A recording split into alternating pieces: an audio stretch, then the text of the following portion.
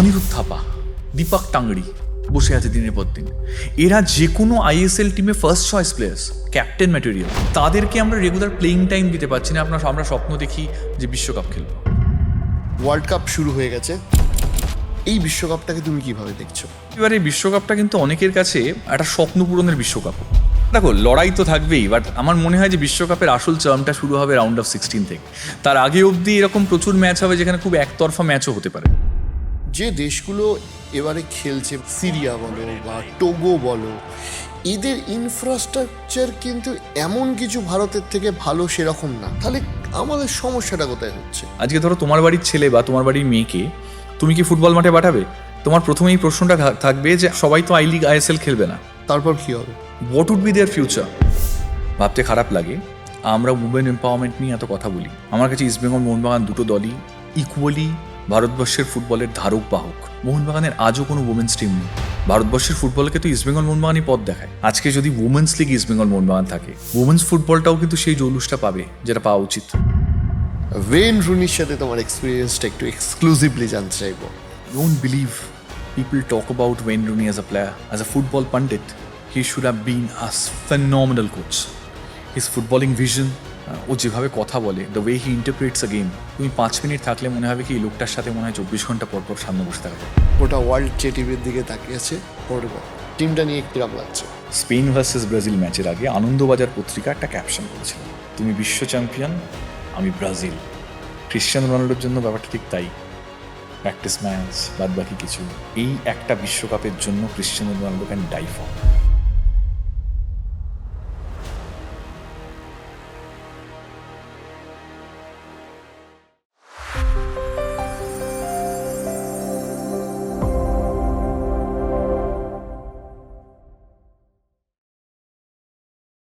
আমাদের শোতে তোমাকে সময় দেওয়ার জন্য অনেক ধন্যবাদ জানাচ্ছি।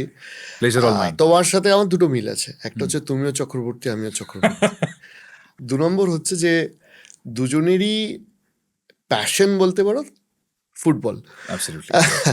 সো ওয়ার্ল্ড কাপ শুরু হয়ে গেছে।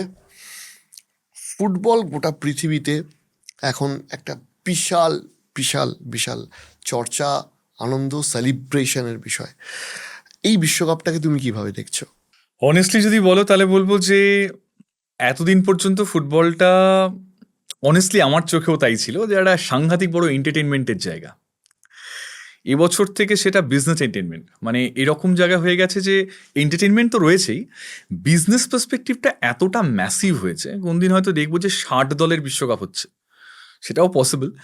বিকজ আমার মনে হয় কোনো একটা জায়গায় গিয়ে এবারের বিশ্বকাপকে ঘিরে মানুষের, তাও বিশ্বকাপ থাকলে মানুষের আগ্রহ থাকবেই, এরা নিয়ে কোনো অস্বীকার করার কোনো জায়গাও নেই, আর ভাবনা চিন্তারও জায়গা নেই, কারণ মানুষ 4টে বছর অপেক্ষা করে থাকে। একটা সময় ছিল যখন মানুষের কাছে, স্পেশালি বাঙালিদের কাছে, যে খেলাধুলা মানেই ছিল হচ্ছে শুধুমাত্র ফুটবল পার্সপেক্টিভ থেকে, ইন্টারন্যাশনাল ফুটবল মানে বিশ্বকাপ। সব খেলার সেরা বাঙালির তুমি ফুটবল। অ্যাবসলিউটলি। ডোমেস্টিক ফুটবল বলতে বিশ্বকাপ হ্যাঁ, ফুটবল। আর বিশ্বকাপ ফুটবল। মানুষ ব্রাজিল আর্জেন্টিনাকে কেন সাপোর্ট করতো, বাকি দলগুলোকে কেন করতো না, তার মেইন রিজন একটা কিন্তু এটা ছিল না যে শুধুমাত্র যে এই দুটো দেশ বিশ্ব ফুটবলের মানে দুটো বড় ভাই বা বড় দাদা, এরকম ব্যাপার নয়। শুধু ব্যাপারটা এটা ছিল যে এই দুটো দেশের খেলাই মানে আদতে ভারত দেখতে পেত, বাইরের দেখতে পেত না, খেলা দেখানো হতো না। এখন ফুটবলের বাণিজ্যিকীকরণের জন্য যেটা হয়েছে সেটা হচ্ছে গোটা বিশ্বের ফুটবলটা এখন ড্রয়িং রুমে। ফলে এখন মানুষ প্রিমিয়ার লিগ দেখে, এখন মানুষ চ্যাম্পিয়ন্স লিগ দেখে, উয়েফা নেশনস লিগ দেখে, ইউরো দেখে। তার ফলে যেটা হয়েছে সেটা হচ্ছে এখন না ওই শুধুমাত্র ব্রাজিল আর্জেন্টিনা কেন্দ্রিক কিন্তু বাণিজ্যিকীকরণ হয় না।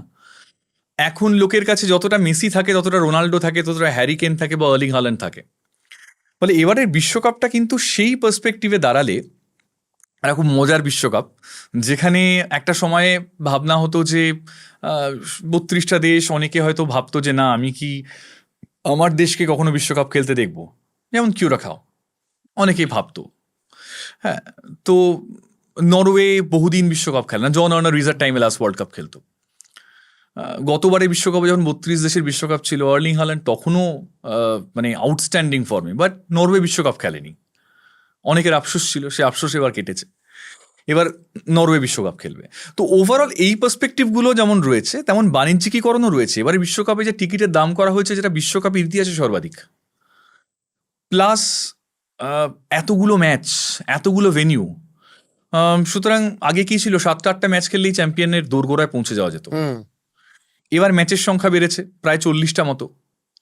সব মিলিয়ে এবারে বিশ্বকাপটা যেমন খুব খুব এটা দেখার যে কতটা জৌলুস ধরে রাখতে পারে এতদিন ধরে, বাট একই রকমভাবে এবারে বিশ্বকাপটা কিন্তু অনেকের কাছে একটা স্বপ্ন পূরণের বিশ্বকাপও, যেরকম আমি বলছিলাম। তো সব মিলিয়ে এবারে বিশ্বকাপটা দেখো, লড়াই তো থাকবেই, বাট আমার মনে হয় যে বিশ্বকাপের আসল চার্মটা শুরু হবে রাউন্ড অফ 16 থেকে। তার আগে অবধি এরকম প্রচুর ম্যাচ হবে যেখানে খুব একতরফা ম্যাচও হতে পারে। 26-এর ওয়ার্ল্ড কাপে আর্জেন্টিনা টিমটা নিয়ে কিরম লাগছে? দেখো, গত বছরও যখন ওয়ার্ল্ড কাপ শুরু হয়েছিল, মেসির জন্য লোকে আর্জেন্টিনাকে বলতো যে চান্স আছে, এই আছে ওই আছে। লটারো মার্টিনেজ বা আনহেল ডি মারিয়া বা ধরো মানে to very honest Julian Alvarez, তো they too, even Rodrigo de Paul, they all came up in flying colours. That's the reason why. কারণ ফুটবলটা, মডার্ন ডে ফুটবলটা এমন জায়গায় এসে দাঁড়িয়েছে যে এখানে কোনো মারাদোনাদের জায়গা নেই। One touch play, absolutely, because the ball runs faster than you, simple. তো সেক্ষেত্রে দাঁড়িয়ে 2 নম্বর কথা, ওই সময় ভিডিও অ্যানালাইসিস এই ব্যাপারগুলো ছিল না, না, এখন তোমায় ধরে নেবে। অ্যাবসলিউটলি। এবং আজকের দিনে দাঁড়িয়ে ওয়ার্ল্ড ফুটবলটা, আমি যেটা প্রথমেই বললাম, যে এতটাই উন্মুক্ত হয়ে গেছে, সবাই জানে কে কি ফুটবল খেলে। কিন্তু তার মধ্যে Messi alien, that's a different matter. Messi, Ronaldo, এদেরকে নিয়ে তুলনা হয় না। এবার প্রশ্নটা হচ্ছে, সেই জায়গা থেকে দাঁড়িয়ে এবছরও কিন্তু খুব খারাপ টিম আর্জেন্টিনা নয়। গতবারের তুলনায় হয়তো শক্তি কিছুটা কম, এটা নিয়ে কোনো ডাউট নেই। কারণ গত বছর আর এই বছরের মধ্যে one of the biggest reasons, despite the factor that this is a team game, মেসির 4 বছর বয়স বেড়েছে। আরেকটা ব্যাপার আছে যে গত বছর অব্দি মেসি বিশ্বকাপ পায়নি, ওই না পাওয়ার খিদেটা ছিল। Football is more than 50% psychology. Absolutely. এবং হয়তো এবছর সেই জায়গা থেকে দাঁড়িয়ে ওরও একটা চেষ্টা থাকবে যে জীবনের শেষ বিশ্বকাপটা আমি ট্রফি সহ বেরোবো। এর চেয়ে বড় বিদায় আর এরকম একটা ফুটবল রাজপুত্রের কিছু হতে পারে না। ঠিক একই রকমভাবে এই জেদটা ক্রিশ্চিয়ানো রোনাল্ডোর মধ্যেও থাকবে হয়তো, এর ডবল জেদ। একদম তাই। বাট হ্যাঁ, মানে একটা জিনিস অস্বীকার করার কোনো জায়গা নেই, সেটা হচ্ছে আর্জেন্টিনা তো at the end of the day, মানে সবচেয়ে বড় কথা ব্রাজিল, আর্জেন্টিনা, এরা ফুটবলের এক একটা লিগেসি।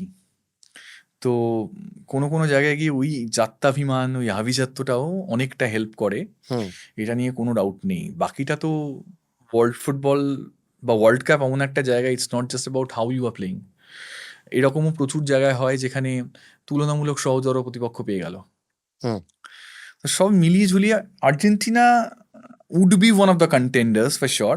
বাট এবারের বিশ্বকাপটায় না ওই 1-2 কন্টেন্ডার নেই, রাদা এবারের বিশ্বকাপটা অনেক বেশি ওপেন।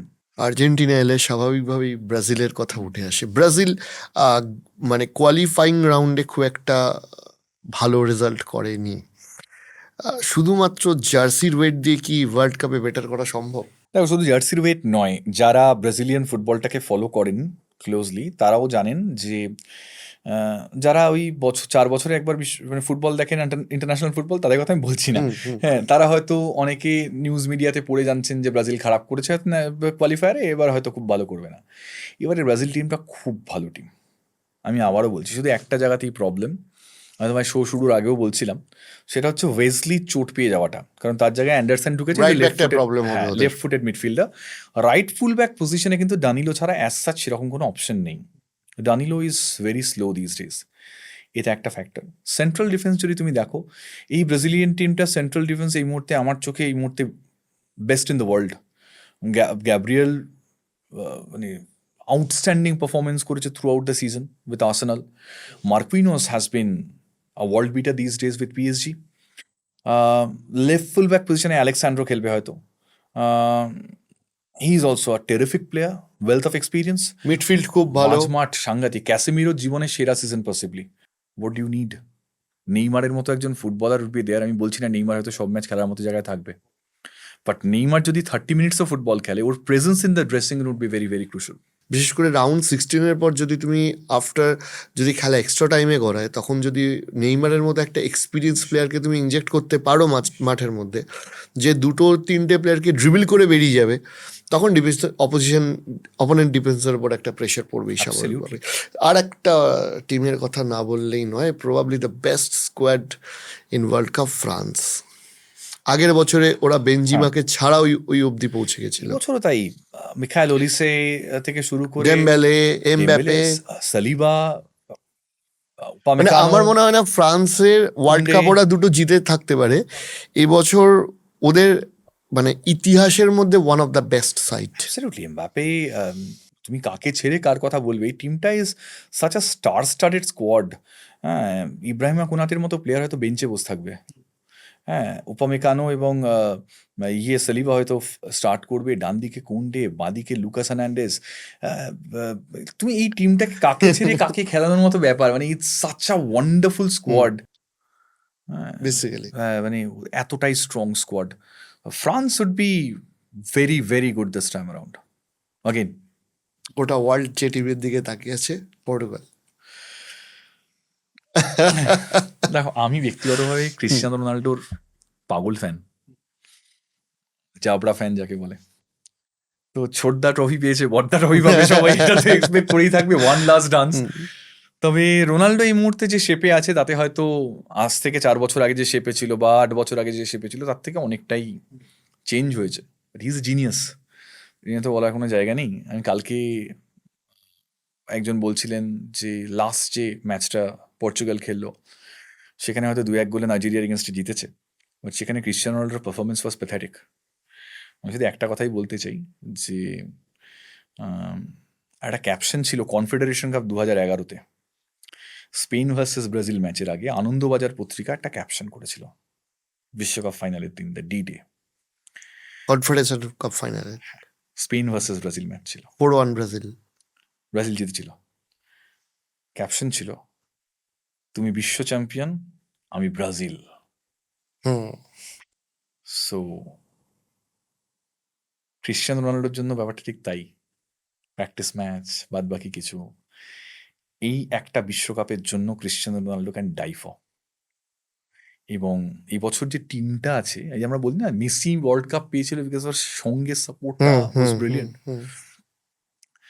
এতগুলো সুপারস্টার রয়েছে, Nuno Mendes world's fastest full back, ডান দিকে ক্যান্সেলও খেলতে পারে, সেন্ট্রাল ডিফেন্স এনাসিও রয়েছে, রুবেন ডিয়াস রয়েছে, মাঝমাঠটা যদি তুমি দেখো স্টার স্টার্টেড মাঝমাঠ, Bruno Fernandes world's best midfielder at the moment, Vitinha রয়েছে, জোয়াও নেভেস রয়েছে, সামনে তুমি যদি দেখো বার্নার্ডো সিলভা, রাফা লিয়াও, তোমার ক্রিশ্চিয়ানো রোনাল্ডো ইটসেলফ। বেঞ্চ যদি তুমি দেখো, মানে রুবেন নেভেস থেকে শুরু করে একটা টিম, সেই টিমটা কোন লেভেলের বেঞ্চ স্ট্রেংথ হতে পারে, Portugal is one of the examples for that. এবং সেই সব কিছু মাথায় রেখে আমি এতটুকু অবাক হব না যদি বদ্দা এবারে বিশ্বকাপ ট্রফিটা নিয়ে মাঠ ছাড়ে, and that would be a poetic justice. যে দেশগুলো এবারে খেলছে বা ভারতের থেকে অনেক বেটার খেলে, যেমন ধরো সিরিয়া বলো বা টোগো বলো, এদের ইনফ্রাস্ট্রাকচার কিন্তু এমন কিছু ভারতের থেকে ভালো সেরকম না। তাহলে কোথায় গিয়ে আমাদের এই জায়গাটা আমরা ধরতে পারছি না?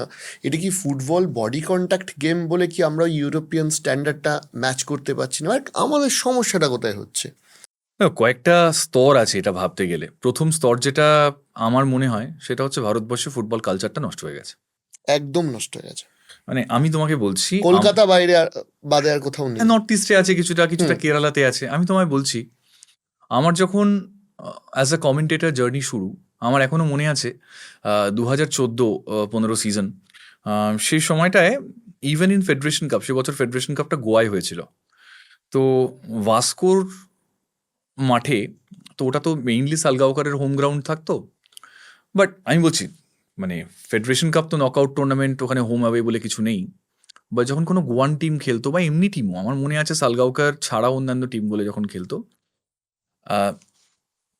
মানে ভাস্কোর কমেন্ট্রি বক্সটা বেসিক্যালি ছিল হচ্ছে গোল পোস্টের ঠিক পিছনে একটা ঘরের মধ্যে ইকো সাউন্ড হতো। সে কারণে আমার কো কমেন্টেটর ছিলেন the great Novi Kapadia and Debayan Sen. তো দেবায়ন প্রথম বললো যে একটা কাজ করা যাক, আমরা যদি টেম্পোরারি একটা কমেন্ট্রি বক্স শিফট করতে পারি স্টেডিয়ামের মধ্যে, কারণ আমরা যতই বলি যে কমেন্ট্রি ইজ সামথিং যেটা 60% মনিটর, 40% থাকে হচ্ছে বেসিক্যালি মাঠ, কিন্তু মাঠের অ্যাম্বিয়েন্সটা ম্যাটার করে। তো আমরা ওখানে করি, তুমি ভাবতে পারবে না গোটা ওই গ্যালারিটা চকা ব্লক থাকতো একটা ফেডারেশন কাপ দেখার জন্য। আজকের ডেটে দাঁড়িয়ে যখন আইএসএল হয় সেখানে দাঁড়িয়েও আমি দেখি প্রাইম টাইমে খেলা সন্ধ্যে 7টা, তারপরেও মাঠ খাঁখা করছে। আইএসএল যখন শুরু হয় আমি অ্যাজ আ জার্নালিস্ট বলো সেই সময়টায়, বা অ্যাজ আ কমেন্টেটর আমি যখন, বা এমনি যখন আমরা যেতাম, গম গম করতো দ্য গাউডস দ্য গাউডস দ্য গাউডস গোয়াতে। আজকের দিনে সেই চার্ম কোথায়? এরকম কি ব্যাপার যে তারা ফুটবল পছন্দ করে না? না, ফুটবল কালচারটা নষ্ট হয়ে গেছে। আজকে তুমি যদি দেখো যে নর্থ ইস্ট গুয়াহাটির মাঠটা ইন্দিরা গান্ধী স্টেডিয়াম, আইএসএলও যখন শুরু হয় প্রথম 2-3 বছর সব কটা ভর্তি থাকতো। অ্যাবসলিউটলি। যখন 2017 ওয়ার্ল্ড কাপের আগে যখন ওভারঅল স্টেডিয়ামগুলো যখন রিস্ট্রাকচার করা হলো, সেই জায়গায় দাঁড়িয়ে তার আগে পর্যন্ত তো জওয়াহরলাল নেহরু স্টেডিয়াম কোচিতে মোটামুটি প্রচুর দর্শক আসন থাকতো, প্রায় 55,000-এর ক্যাপাসিটি ছিল if I am not wrong. সেখানে অন অ্যান অ্যাভারেজ 54,000-53,000 লোক দেখতো। কলকাতার থেকে বেশি লোক মাঠে আসতো ওখানে। মঞ্জাপ্পাড়া ফ্যান বেস। ইভেন আমি নিজে স্টেডিয়ামে গিয়ে দেখেছি এই যে তোমার চেন্নাইন এফসির যে অফিসিয়াল হোম গ্রাউন্ডটা জওয়াহরলাল নেহরু স্টেডিয়াম আগেন, সেখানেও তুমি ভাবতে পারবে না স্টেডিয়াম গম গম করতো এলানো মেন্ডোজাদের দেখতে। বাঙালি ছেলেরা ওখানে ছিল।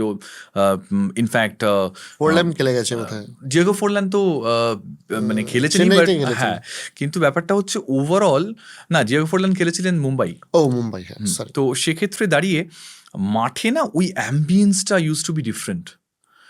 আজকের দিনে দাঁড়িয়ে হয়তো বার্ধক্যে চলে যাওয়া ফুটবলাররা আসেন না, কিন্তু ভারতবর্ষের ফুটবলকে ওই একটা জার্ক দেওয়ার জন্য ওইটা প্রচণ্ড ইম্পর্টেন্ট ছিল। হ্যাঁ, যে আনেলকার মতো ফুটবলার খেলছেন, যে রবার্টো কার্লোসের পাশে আমার এখনো মনে আছে যে আমি তখন গেছি এটিকে versus Delhi FC, first Del Piero নামছে, মানে এখনো বলতে গেলে গায়ে কাটা দিচ্ছে, দেল পিয়েরো চোখের সামনে খেলছে, ভাবা যায় না এটা। I brushed my shoulders with Del Piero. আমার মানে সেকেন্ড আইএসএল এ we were in the same commentary team as well. You won't believe আমি এত ভালো মানুষও দেখিনি, খুব কম। মানে he is a gem of a person. তো আমি ওভারঅল ওই পার্সপেক্টিভ থেকেই বলছি যে সেই সময়টা ধরো পুনের ক্ষেত্রে আই লিগের টিম ছিল দুটো, বালেবাড়ি কমপ্লেক্সে খেলা হতো, পুনে এফসি আর এফসি ভারত এফসি। হ্যাঁ, পুনে এফসি আর ভারত এফসি দুটো টিম ছিল। আলটিমেটলি বালেবাড়ি স্পোর্টস কমপ্লেক্সে এখন অ্যাজ সাচ ফুটবলটাই হয় না, কারণ কোনো আই লিগ টিমও নেই, আইএসএল টিমও নেই। একটা সময় ছিল পুনে থেকে 3টে টিম ছিল, ভারত এফসি, তারপরে তোমার পুনে এফসি, তারপরে আলটিমেটলি আইএসএল এ চলে আসার পরে তো এফসি পুনে সিটি। ঋতিক রোশন, তারপরে তো অর্জুন কাপুরের মতো টিম এই টিমগুলোর সঙ্গে অ্যাসোসিয়েটেড ছিল। সেই ফুটবল কালচারটা কোথায়? পুনেতে এখন খেলা হয় না।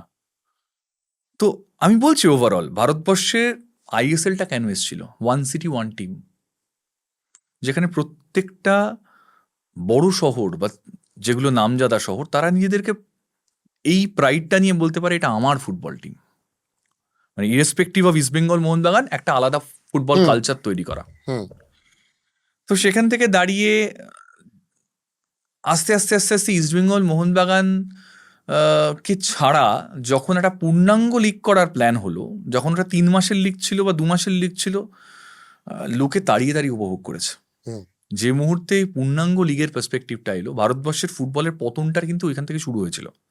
যে প্যারালাল লিগ লোকে ডিসাইড করতে পারতো না। আজকে যখন সেম ধরো আমি বলছি যে প্রীতম কোটাল থেকে শুরু করে আমি বাঙালি প্লেয়াররা, ইস্ট বেঙ্গল মোহনবাগানের প্লেয়াররা রাদার, রফিক থেকে শুরু করে এরা যখন তোমার আইএসএল এ অ্যাটলেটিকো কলকাতার হয়ে খেলছে, তখন কিন্তু তাদের ক্ষেত্রে যারা ফুটবল প্রেমী তাদের কোনো অন্য চয়েস থাকতো না, কারণ ফার্স্ট পাঞ্চ লাইনের ক্ষেত্রে কিন্তু ওই জায়গাটাই কেটার করার চেষ্টা করেছিল অ্যাথলেটিকো ডি কলকাতা, যে একটাই দল, সেটা হচ্ছে অ্যাথলেটিকো ডি কলকাতা। যারা ইস্টবেঙ্গল সাপোর্টার তারাও কাঁধে কাঁধ মিলিয়ে সাপোর্ট করছে, মোহনবাগান, মোহামেডান সবাই। কারণ ওটা 1 মাসের টুর্নামেন্ট, 2 মাসের টুর্নামেন্ট। ইস্টবেঙ্গল মোহনবাগান ভাবাবেগকে কোনোদিনও ওটা আঘাত করেনি। হুম শুরুটা হলো ঠিক তারপরে, যখন হঠাৎ ওই সেকেন্ড আইএসএলে হোম ম্যাচে 68,000 লোক হলো, এবং এটা বলা হলো যে কলকাতা এখন অ্যাথলেটিকো ডি কলকাতার জনপ্রিয়তা ইস্টবেঙ্গল মোহনবাগান থেকে বেশি। এই যে সেন্টিমেন্টের জায়গাটায় আঘাতটা করলো, সেইখান থেকে কিন্তু কলকাতা পার্সপেক্টিভ থেকে রিফটা শুরু। লোকে মাঠে যাওয়া বন্ধ করে দিল, কারণ ইস্টবেঙ্গল মোহনবাগানটা আবেগ, ওটা ফ্র্যাঞ্চাইজি দিয়ে হয় না। এবং যতদিন ভারতবর্ষের ফুটবল থাকবে ইস্টবেঙ্গল মোহনবাগান থাকবে। এই যে জায়গাটা তৈরি হলো, এবং এই পার্সপেক্টিভের পরবর্তী অধ্যায় যদি তুমি দেখো, পরপরই 2020 অবধি আইএসএল কিন্তু সেভাবে জনপ্রিয়তা অর্জন করতে পারেনি। তার মেইন রিজনটাই ছিল হচ্ছে এটা, লোকে আই লিগ দেখতো বিকজ অফ ইস্টবেঙ্গল মোহনবাগান, এবং যে কারণে ইস্টবেঙ্গল মোহনবাগান আলটিমেটলি জয়েন করলো। এবং জয়েন করলো মোহনবাগান, যেহেতু এটিকে টিমটা লিটারালি মোহনবাগানকে অ্যাকোয়ার করলো অ্যাজ অ্যান ইনভেস্টার, তো এটিকের কোনো এক্সিস্টেন্স থাকলো না, কিন্তু মোহনবাগান ইস্টবেঙ্গল থাকলো। কিন্তু অন্য রাজ্যগুলোর ক্ষেত্রে ওই যে 3-4 বছরের জনপ্রিয়তার অভাব, আস্তে আস্তে আস্তে আস্তে জৌলুস হারিয়ে ফেলা, সব জায়গা থেকে ওই আই লিগ ভার্সেস আইএসএল ব্যাটলটা শুরু হতে লাগলো। যদি ওটাকে আর একটু কনস্ট্রাকটিভলি ভাবা যেত, তাহলে এই প্রবলেমটা হয়তো হতো না। আস্তে আস্তে যে জৌলুসটা হারিয়েছে, এর ফলে যেটা হয়েছে যে শুধুমাত্র যে আজকের দিনে দাঁড়িয়ে তুমি দেখো না ভারতবর্ষের ফুটবলে আই লিগেও, ইনফ্যাক্ট লাস্ট সিজনেও Shillong Lajong was brilliant I লিগে। যে ক্লাবগুলো ভারতবর্ষের ফুটবলে একের পর এক সুপারস্টার ফুটবলার দিয়েছে, আমার খুব খারাপ লাগে আজকের ডেটে দাঁড়িয়ে তুমি যখন বলছিলে যে ইস্টবেঙ্গল মোহনবাগান পার্সপেক্টিভ থেকে বা ইন্ডিয়ান ফুটবল পার্সপেক্টিভ থেকে, একটা বড় রিজন দেখো, ভারতবর্ষের ফুটবলের সবচেয়ে বড় সাপ্লাই লাইন যদি তুমি ধরো টিএফএ, আমি বলো তার চেয়েও বড় supply line over the years in last 2 decades has been Arrows, Indian Arrows project. 2008 থেকে তুমি যদি দেখো কাদের দেয়নি, প্রীতম কোটাল থেকে শুরু করে আজকে যে মানে সবাই। একটা তোমার জুনিয়র টিম একটা সিনিয়র লিগ খেলছে, সেখান থেকে একটা ডেফিনেটলি প্লেয়ার উঠবে। এবার দ্বিতীয় কথা হচ্ছে আমার আমার আমার আমি সুনীল ছেত্রীর একটা পডকাস্ট দেখছিলাম, সুনীল ওখানে বলছিল যে আমরা যে স্ট্যান্ডার্ডের ফুটবলটা খেলি, এই স্ট্যান্ডার্ডটার ক্ষেত্রেই আমাদের সমস্যা। আমরা যদি এই স্ট্যান্ডার্ডটাকে ডেভেলপ করতে পারি, তাহলে ফুটবলটা তো কম্পিটিটিভ গেম, আমি ওই কম্পিটিশনের মধ্যে আমার স্ট্যান্ডার্ড অফ কম্পিটিশনটা যখন আমার আপগ্রেড হবে, ডেফিনেটলি আমার ফুটবলটা আপগ্রেড হবে। একদম। আমার কোথাও গিয়ে মনে হয় যে এই স্ট্যান্ডার্ড অফ কম্পিটিশনটা তুমি আপগ্রেড করবে কি করে? কারণ এটাই বাংলাদেশের ক্ষেত্রে যেটা হচ্ছে যে কারণে আমরা বাংলাদেশকে হারাতে পারছি না, সেইটার কারণটা এরকম না যে বাংলাদেশ ওদের গ্রাসরুট লেভেলে খুব ভালো কাজ করেছে। ওরা জাস্ট আইনের একটা পরিবর্তন করেছে, যেখানে বাংলাদেশি যারা ওই ডুয়েল সিটিজেনশিপ, তারা ওদের টিমে খেলতে পারছে। ভারতবর্ষের ক্ষেত্রে তো সেটাও সম্ভব না। আমি ওটা যদি তুমি if you just keep this things side, তারপরেও গিয়ে যদি তুমি দেখো কেন অ্যারোস প্রজেক্টটা তো সাকসেসফুল প্রজেক্ট ছিল। তুমি আন্ডার 17 যে ইন্ডিয়ান টিমটা, আমার এখনো মনে আছে সঞ্জয় সেন যখন পদত্যাগ করলেন, তার একটা বড় কারণ হচ্ছে মোহনবাগান সেই বছর তার হোম গ্রাউন্ডে ইন্ডিয়ান অ্যারোসের কাছে হয় হেরেছিল, না হলে ড্র করেছিল, এরকম কিছু একটা হয়েছিল। এবং আমি তোমায় বলছি কেন অ্যারোস প্রজেক্টটা এতটা সাংঘাতিক ভালো ছিল। আমি আরো একটা পর্যায়ে বলবো, স্টেট লিগে ফরেনার তুলে দেওয়া, ফার্স্ট টিম না খেলানো, এগুলো রিজন। আমি তোমায় বলছি যে ধরো এই অ্যারোস প্রজেক্টটা কেন এত পপুলার ছিল, তার মেইন রিজনটা ছিল, তুমি দেখবে জুনিয়র স্টেজে ইন্ডিয়ার পারফরমেন্স কিন্তু ওভার ইয়ার্স বেশ ভালো। ইন্ডিয়া রেগুলার ইন্টারভ্যালসে এএফসি খেলে, এবং এই যে আন্ডার 17 ওয়ার্ল্ড কাপ, আমরা আন্ডার 23-তে স্ক্যালোনি করছিল সেই সময় আর্জেন্টিনাকে, আন্ডার 20 আন্ডার 20-তে আর্জেন্টিনাকে হারিয়েছি ইন্ডিয়ান টিম। আমি তো ওটাই বলছি, এই আনোয়ার আলী, হ্যাঁ, এই জিকসনরা খেলেছে, তো ওটা স্পেনে হয়েছিল। এবার ওই টিমটার কোচ ছিল হচ্ছে ফ্লয়েড পিন্টো। আমার প্রশ্ন হচ্ছে কেন ওই টিমগুলো ভালো করছিল, ওই টিমেরই রেজাল্ট কিন্তু তুমি দেখো, continuation, Vikram Pratap and all, তারা কিন্তু আজকের আইএসএল খেলছে। সমস্যা হচ্ছে এই যে ইয়াং প্লেয়ার্সরা আজকেও যারা ধরো আন্ডার 18 টিম বা আন্ডার 17 বা আন্ডার 16 বা আন্ডার 20 যারা খেলছে, কেউ সিনিয়র লেভেলের রেগুলার নয়, হওয়া সম্ভবও নয়, কারণ যারা সিনিয়র প্লেয়ার তারা প্রায়োরিটি। তাহলে তারা খেলবে কোথায়? অ্যারোজ এই প্রজেক্টটা কি ছিল? হীনমন্যতার কাটা তো একটা জায়গা থেকে তো বটেই, যে তারা যে টিমগুলোর এগেনস্টে খেলতো সেই টিমে multiple foreigners, senior Indian players, তাদের এগেনস্টে even a draw use to give a lot of confidence to them. সেটা একদম ডেড অ্যান্ড ব্যারিড নেই। এবার এটার সঙ্গে কি অ্যাডিশন হলো না, অ্যারোস প্রজেক্ট থেকে যারা যারা ভালো করছিল তাদেরকে একজন দুজন প্লেয়ারকে আইএসএল টিমগুলো সাইন করাচ্ছিল, ফলে তারা আস্তে আস্তে আস্তে আস্তে এক্সপোজার পাচ্ছিল। তো সেটা হঠাৎ করে হারিয়ে যেতে লাগলো। তো এর ফলে যেটা হলো, এই যে ধরো ফরেনারদের এগেনস্টে খেলা, অনেকে প্রশ্ন করতে পারেন কোন মানের ফরেনার খেলছে, right point. At the same time ভালো মানের ফরেনারও তো খেলে গেছেন। আজকে ওডাফোক আলীর জন্ম তো এই কলকাতা মাঠ থেকেই, সিএফএল থেকেই। এবং যেটা করে এই ফরেনাররা, তারা হচ্ছে আজকে আমাদের যে ইয়াং ছেলেগুলো, 19-20 বছরের ছেলেগুলো, তারা যখন একটা ফরেনারের এগেনস্টে খেলছে, গোল করছে বা ডিফেন্ড করছে, তাদের সেই কনফিডেন্স লেভেলটা তৈরি হয়। সেখানে আমি কিছু হোক না হোক, 6-6.5 ফুটের একটা বডির সাথে বডি কন্ট্যাক্ট গেম, তো যে ডিফেন্ডার আছে ওর একটা কনফিডেন্স গেইন করছে যে আমি ওই ওই ওই ওই চেহারার একটা ফুটবলারকে আটকে দিলাম। একদমই। এবং সবচেয়ে বড় কথা দেখো, একটা জিনিস, মানে আমি বলছি 2020 সাল অব্দিও সিএফএল এ কারা খেলতো, যে টিমটা আইএসএল CFL এর একটা মানে ছিল অ্যাবসলিউটলি। এই যে যারা ধরো কলকাতা লিগ খেলতো, তারাই কিন্তু আই লিগ খেলতো ইস্টবেঙ্গল মোহনবাগান জার্সিতে। 20 সাল পরবর্তী অধ্যায়ে কি হলো, যারা আইএসএল খেলছে তারা স্টেট লিগ খেলছে না। ফলে যারা অ্যাভারেজ প্লেয়ার্স বা যারা ইয়াং প্লেয়ার্স, তাদের জায়গাটা তো ওখানেই ক্লোজড। তারা নিজেদের মধ্যে খেলছে, কারোর উন্নতি হচ্ছে না।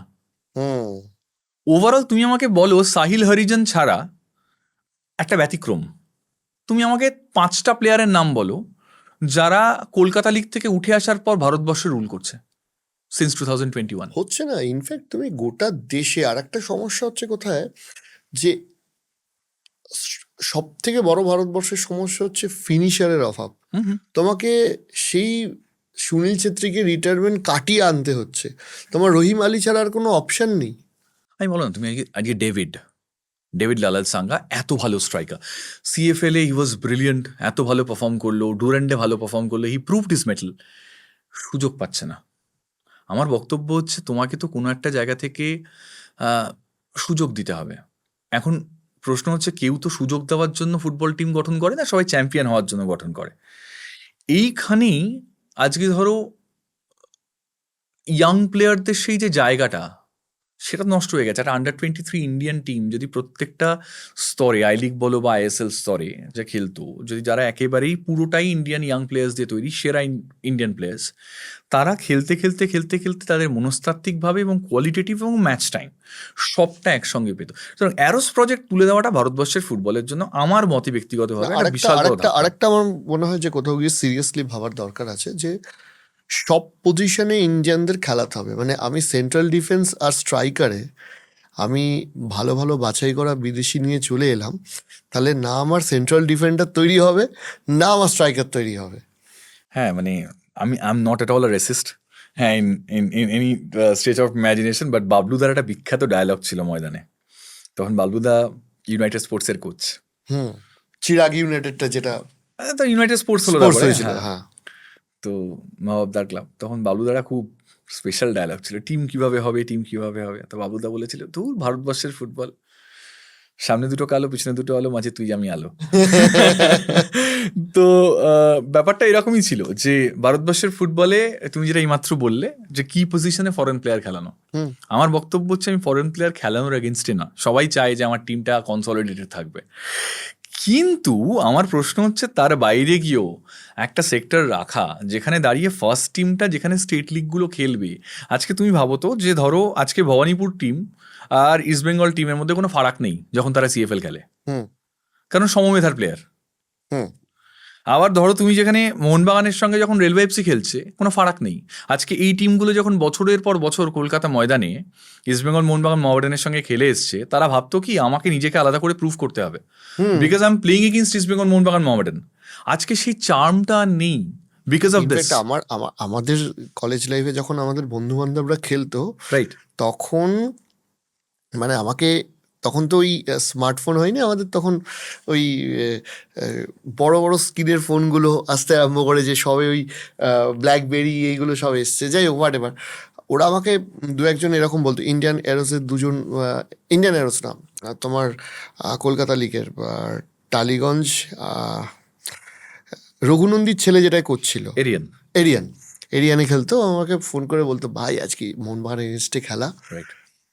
আজকে টিভিতে দেখাবে, কারণ তিন প্রধানে খেলে একমাত্র দেখানো হতো, correct? আজকে টিভিতে দেখাবে, ঠিক আছে, আজকে আজকে ভালো করে খেলতে হবে।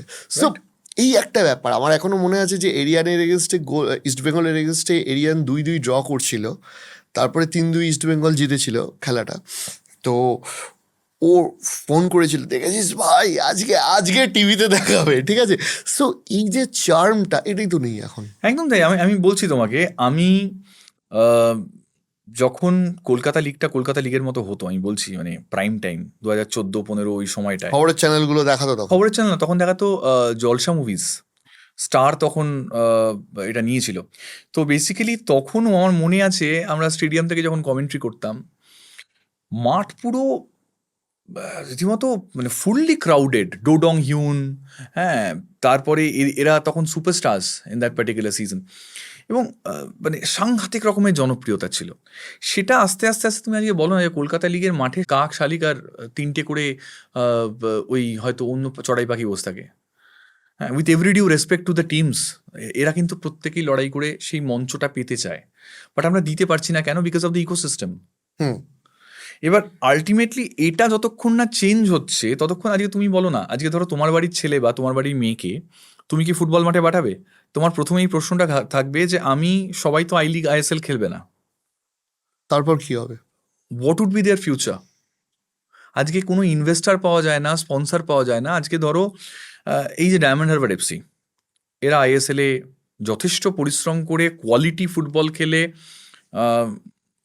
কোয়ালিফাই করলো আইএসএল এ, চারটিখানি ব্যাপার নয়। What is there future? Team করতে পারছে না কেন? বিকজ ওভারঅল ইকোসিস্টেমটাই ঘেঁটে রয়েছে। হুম। আমি একটা, আজকে তুমি যদি দেখো যে যে দেশগুলো বিশ্বকাপ খেলছে, সেই দেশগুলোর একটা প্রাইম ফুটবলিং স্ট্রাকচার আছে। আমাদের দেশে সে স্ট্রাকচারটা হয়েও হচ্ছে না কোনোভাবে একটা। হুম। এটা একটা কিন্তু একটা তো বড় আমরা সড় একটা প্রশ্ন। অদ্ভুত অদ্ভুত সিদ্ধান্ত নিচ্ছি, যে কারণে আমরা পিছিয়ে যাচ্ছি। একদম। মানে আমার এখন মানে এশিয়া কাপে যখন ইন্ডিয়া ভার্সেস অস্ট্রেলিয়া খেলা হচ্ছিল, তখন ইন্ডিয়ান প্লেয়ারদের চেষ্টার কোনো অভাব ছিল না, টেকনিকের অভাব ছিল। না, তাও আমি আবারও বলছি, সেই সময়টাও ভারতবর্ষের football was in the first 13 in Asia. Hmm. আজকের দিনে দাঁড়িয়ে আমরা টপ 20-তে থাকতে পারি না এশিয়ার। ভিয়েতনামের সঙ্গে যদি ভারতের খেলা হয়, ভারত আজকেও বলে বলে 4 গোল খাবে। হুম। আজকে তাজিকিস্তানের সঙ্গে লিটারালি আউটস্মার্ট হয়ে যাচ্ছে ইন্ডিয়ান টিম। আজকে একটা দেশ বলতে পারবে না ইন্ডিয়া, আজকে শ্রীলঙ্কান টিমটা 5-6 জন বুন্দেসলিগার প্লেয়ার বা বেসিক্যালি ইউরোপিয়ান লিগে খেলা প্লেয়ারদেরকে নিয়ে এমনভাবে টিমটা তৈরি হচ্ছে। সব দেশই তাই। আজকে জাপান কবে অ্যালেক্সকে খেলিয়েছিল? 2002 ওরম সময়, ব্রাজিলিয়ান। তো প্রত্যেকের ক্ষেত্রেই তারা রিয়েলাইজ করতে পেরেছিল যে এই ইনজেকশনটা প্রয়োজন। হুম। আমাদের দেশে চেষ্টা কি লোকজন করছে না? ডেফিনেটলি। আমি আম শিওর, লাইক কল্যাণ চৌবে, কল্যাণদা নিশ্চয়ই একটা আন্তরিক প্রচেষ্টা তো করছেনই। আমি শুনলাম যে পিআইও কোটাটাও এবছর থেকে হয়তো আইএসএল এ ইনভলভ থাকবে, প্লেয়ার অফ ইন্ডিয়ান অরিজিন। সেক্ষেত্রে ডেফিনেটলি এটা হয়তো একটা দারুণ রাস্তা খুলতে পারে ভারতবর্ষের ফুটবলে। তুমি আমার কথাটা ভেবে দেখো, আমি ঠিক বলছি কিনা। যে ধরো আমি ভারতীয় বংশোদ্ভূত যে সমস্ত প্লেয়াররা ইউরোপিয়ান লিগে খেলছে, আমি তার জন্য আমার দরজাটা খুললাম। তো স্বভাবতইভাবে আমার তখন ন্যাশনাল টিম ভালো ফলাফল করা শুরু করবে। ন্যাশনাল টিম যদি ভালো ফলাফল করা শুরু করে, তখন কিন্তু ভিউয়ার্স বাড়বে, ভিউয়ার্স বাড়লে স্পন্সর আসবে, তখন ইকোসিস্টেমের একটা রেকটিফিকেশন সম্ভব। এটা যেমন তুমি বলছো, অন দ্য ফ্লিপ সাইড এটা একটা অন্য গল্প আছে। মানে আমরা যেরকমভাবে ভাবি না, আমি যখন একটা সময় এরকম ভাবতাম, তখন আমারও মনে হতো যে পারছে না একে নিতে, সারপ্রীত সিংকে সাইন করাতে পারছে না ইন্ডিয়া ওভারঅল ন্যাশনাল টিমে খেলার জন্য। বা ইয়ান ধান্ডা, নীল টেলর পারছে না। সমস্যাটা সেখানে নয়, সমস্যাটা শুধুমাত্র যে ভারতবর্ষের কনস্টিটিউশনাল যে পার্সপেক্টিভটা রয়েছে সেটা নয়, এদেরকে কনভিন্স করাটাও চাপের ব্যাপার। মানে আমি নিজে মাইকেল চোপড়ার সঙ্গে প্রচুর দিন এটা নিয়ে কথাও বলেছি।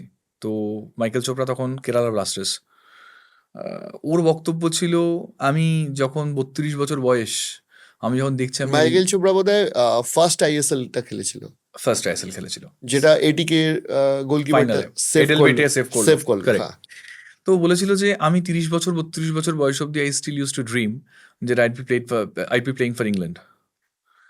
ফলে যারা top notch Indian origin players, আজকে সরপ্রীত সিং ওয়ার্ল্ড কাপ খেলবে ফর নিউজিল্যান্ড, মুথুস্বামী খেলবে, তো আলটিমেটলি এই প্লেয়ারগুলো ওভারঅল কিন্তু সত্যি কথা বলতে কি এরকম নয় যে তাদেরকে বললেই তারা ইন্ডিয়ার হয়ে লাফাতে লাফাতে খেলতে চলে আসবে। ইস্যুটা যেমন ভারতবর্ষের ওভারঅল লিগ স্ট্রাকচারটা এখন অনেকটা ডেভেলপড হয়েছে সিন্স আইএসএল কেমেন, বাট আরও ডেভেলপমেন্ট হওয়ার জায়গা তো ডেফিনেটলি রয়েছে। At the same time national টিমকেও ভালো পারফর্ম করতে হবে আমাদের। আমি তো সেটাই বলছি। হ্যাঁ, সেটা না হওয়া মানে অবধি তুমি খুব তুমি মুশকিল। একটা জিনিস বলো যে মানে আমি বলছি না যে একদম টপ নচ সমীর নাসরিকেই আমার দলে খেলতে হবে। আমি বলছি বাংলাদেশ যদি, ওদের প্লেয়ার নাম কি, হামজা চৌধুরী। হামজা চৌধুরী, বাংলাদেশ যদি হামজা চৌধুরী সহ ওদের বোধহয় এখন 2-3 জন হয়ে গেছে যারা হ্যাঁ, মানে ইউরোপিয়ান টপ টায়ার লিগে খেলছে। বাংলাদেশ কনভিন্স করতে পারলে এনি ডে ইন্ডিয়ান ফুটবলের এখনো যে আইএসএল নিয়ে স্ট্যান্ডার্ড কনভিন্স করা উচিত। আমি কোনো রকম প্রাদেশিক না হয়েই বলছি, বাংলাদেশে এই যে বাংলাদেশি প্লেয়ারগুলো যারা বাইরে খেলছে, ইটালিতে হোক, আর্জেন্টিনাতে হোক বা ইংল্যান্ডে হোক, হুম, তাদের যে একটা অদ্ভুত দেশাত্মবোধ রয়েছে না, I am very sorry to say, আমাদের প্রচুর এনআরআই ফুটবলারে সেটা নেই।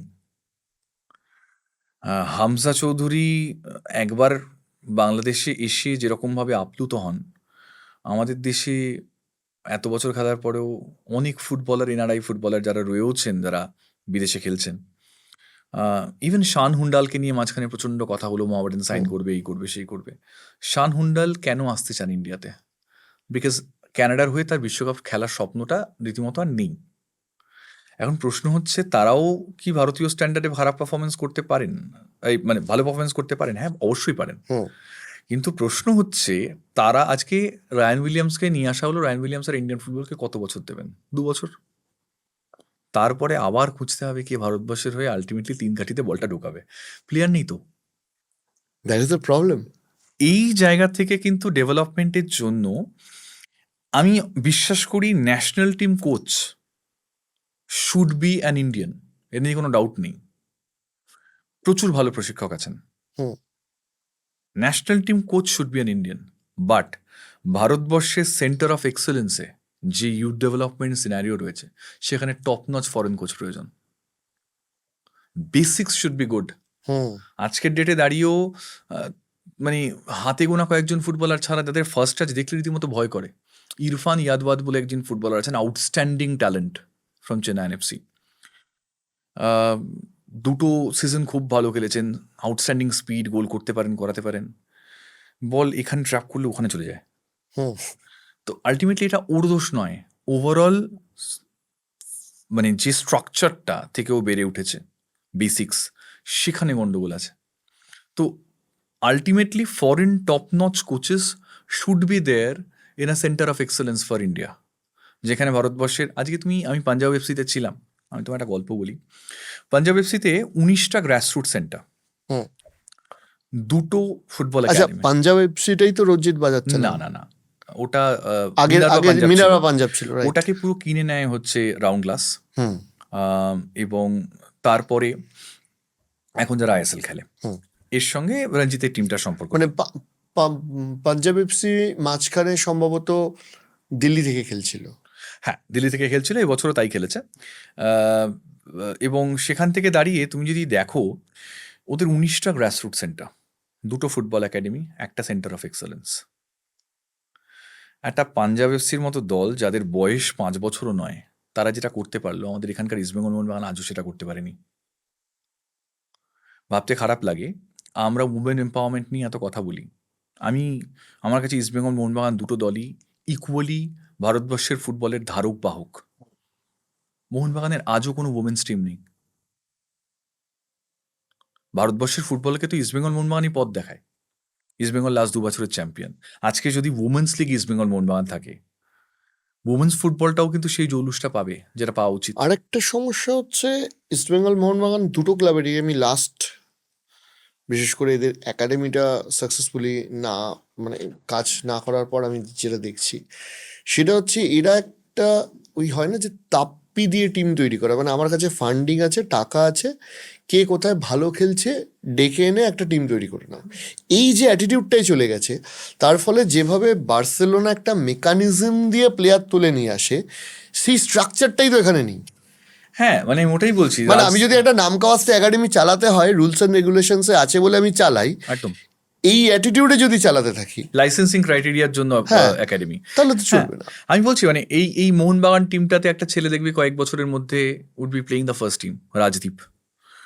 Terrific goal getter. আমি বহুদিন পর একজন ইন্ডিয়ান বাঙালি ছেলেকে এরকম দেখছি যে এত ভালো গোল গেটার। ইস্ট বেঙ্গল টিমেও একজন দুজন ফুটবলার রয়েছে, বাট ওভারঅল পার্সপেক্টিভটা হচ্ছে ইউথ ডেভেলপমেন্টের সাপ্লাই লাইন কোথায়। আমি আবারও বলছি, এখানেও একটা সমস্যা। তোমার মনে হয় যে সিনিয়র টিমে জিমি ম্যাকলারেন, কামিংসের মতো প্লেয়ার থাকার মানে যে আমি মোহনবাগানের লাইন আপের ক্ষেত্রে যদি বলি যে তোমার জিমি ম্যাকলারেন, কামিংস, পেট্রোটাস, এই লাইন আপটা থাকার ফলে একটা ইন্ডিয়ান নতুন ট্যালেন্ট কি চান্স পাবে? ডিফেন্সে তাও চান্স পাচ্ছে। আমি তোমার একটা পাল্টা প্রশ্ন করছি। আমি এবছরের আগে বছরের আইএসএল এর কথা বলছি, তোমার মনে থাকবে হয়তো দীপেন্দু বিশ্বাস বলে একটি ছেলে। হ্যাঁ। বিশ্বাস করো, আমি নিজে কমেন্ট্রি বক্সে বসে বারবার মনে হয়েছে আমরা নিজেরা কো কমেন্টেটররা আলোচনা করেছি, আমি মেহতাব দা, আমি সুব্রত পল, আমরা আলোচনা করতাম রেগুলার ইন্টারভেলসে, বা সৌমিত্র দা আলোচনা করতাম যে এত ভালো একজন বাঙালি ফুটবলার, মাল্টিপল পজিশনে খেলতে পারে, right back, left back, central defence, এত ভালো একটা সিজন খেললো, অ্যাসিস্ট করলো, ওরকম breathtaking tackles, outstanding defending work. এবছর একটা ম্যাচ চান্স পাইনি। আমায় রানাওয়াড়াকে নিয়ে আসতে হলো all the way from Kerala Blasters. এনে আশিস রায় ইনজিওর্ড, এরকম তো নয় যে প্লিজ এরকম ওখানে কোনো স্টারেড ফরেনার ছিল। আলটিমেট প্রবলেমটা অনেক জায়গা থেকেই আমার মনে হয়, যদি এই ক্লাবগুলো, ইস্টবেঙ্গল মোহনবাগানের মতো ক্লাবগুলো এই একদম কাট কর্পোরেট স্ট্রাকচারের বাইরে গিয়েও আগের মেন্টালিটির যারা অফিসিয়ালস, নিতুদা বলো বা টুম্পাই দা বা দেবাশিস দা যারা রয়েছেন, এরা যখন কন্ট্রোলে থাকতো না, এরা বলতো বাঙালি ছেলেদেরকে সুযোগ দেওয়ার জন্য। আজকে তাদের সেই সুযোগটাও সীমিত। না হলে আজকে তুমি দেখো দীপেন্দু বিশ্বাস একটা সিজন তো খেললো না। ফুটবলারদের ক্যারিয়ারটা এমনিতেই ছোট হয়। যে বছরটা সে ওরকম একটা মোমেন্টাম পেলো, তার পরের বছর সে একটা ম্যাচ চান্স পাচ্ছে না, এবং সে চোখের সামনে দেখছে যে আমি পারফরমেন্স করা সত্ত্বেও একটা প্লেয়ার আর কি করবে ফার্স্ট টিম খেলার জন্য। পারফরমেন্স ছাড়া তার কাছে তো কোনো অপশন নেই। সে করার পরেও চান্স পাচ্ছে না। আমার বক্তব্য সেই জায়গাগুলোতে যে আমাদের, তুমি এই জিনিসটা নর্থ ইস্ট ইউনাইটেডে করতে পারবে, ওখানে ভূমিপুত্র ইজ আ প্রেফারেন্স, কেরালাতে ভূমিপুত্র ইজ আ প্রেফারেন্স। আমাদের কলকাতায় ইস্টবেঙ্গল মোহনবাগান টিমে কটা বাঙালি ছেলে খেলে? মোহনবাগানে সুভাষিস বোস, ইস্টবেঙ্গলের সৌভিক চক্রবর্তী, আর তুমি আমার একটা প্লেয়ার দেখো রেগুলার। নেই তো। এবার প্রশ্ন হচ্ছে, আজকে 2020 অব্দিও কিন্তু বাঙালি ছেলে খেলেছে দুটো দলেই দাপিয়ে, আজকে তারা নেই। তার জন্য মেইন রিজন কিন্তু শুধুমাত্র যে তাদের সীমাবদ্ধতা তা নয়, একটা রিজন অবশ্যই যে ক্লাব অফিসিয়ালরা সেই যে একটা অদ্ভুত টাইপের ডমিনেন্স তাদের থাকতো দল নির্বাচনের ক্ষেত্রে বা দল গঠনের ক্ষেত্রে, বা ইনফ্লুয়েন্স থাকতো, সেটা আজকে অনেকটা রেস্ট্রিক্টেড। সেটাও কি প্রফেশনাল আজকের ডেটের ফুটবলে বাঞ্ছনীয়? যদি আমি ইন্ডিয়ান স্ট্যান্ডার্ড বা ইন্ডিয়ান এই কন্ডিশনটা বাদ দিই, ওয়ার্ল্ড ওয়াইড ফুটবলে কি এটা চলে? আমি তো ওয়ার্ল্ড ওয়াইডের সঙ্গে তুমি ইন্ডিয়ান ফুটবলে এমনি তুলনা করতে পারবে না। আজকে তুমি বলতে পারো ম্যানচেস্টার ইউনাইটেডের কটা ম্যানচেস্টার, আমার দীপেন্দু বিশ্বাসের ক্ষেত্রেও আমার মনে হয় যে is a very good footballer, কিন্তু তার সাথে আমি ওখানে যে কোচ যে হাভাস ছিল, আমি হাভাসের একটা ক্রেডিট দেখি, হাভাস কিন্তু ট্যালেন্টকে নামের আগে গুরুত্ব দিত। এটাই আমার বক্তব্য। আজকে আমার কথা হচ্ছে, যদি দীপেন্দু বিশ্বাসের ট্যালেন্ট না থাকতো বা ও যদি মাল্টিপল পজিশন না সার্ভ করতে পারতো, আউট অফ কারণ আমার এখনো মনে রয়েছে যে এটিকের ফাইনালে, ফার্স্ট ফাইনালে হাভাস কোচ ছিল, ফিক্রু সেবারে প্রবাবলি টপ স্কোরার ছিল, 4টে গোল করেছে 4টে গোল করেছিল।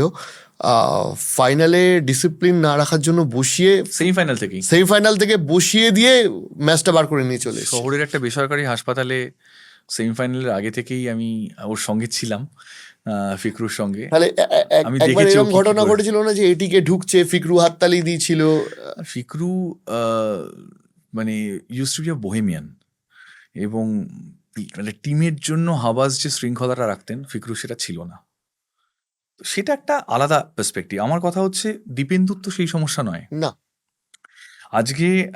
সেটা একটা বিশাল বড় ফ্যাক্টর। কিন্তু আমি আবারও বলছি যে আমরা বারবার বলি ভারত কবে বিশ্বকাপ খেলবে, ভারত কবে বিশ্বকাপ খেলবে। আমাদের দেশে ট্যালেন্ট কি আসে না? ট্যালেন্ট ডেফিনেটলি আসে।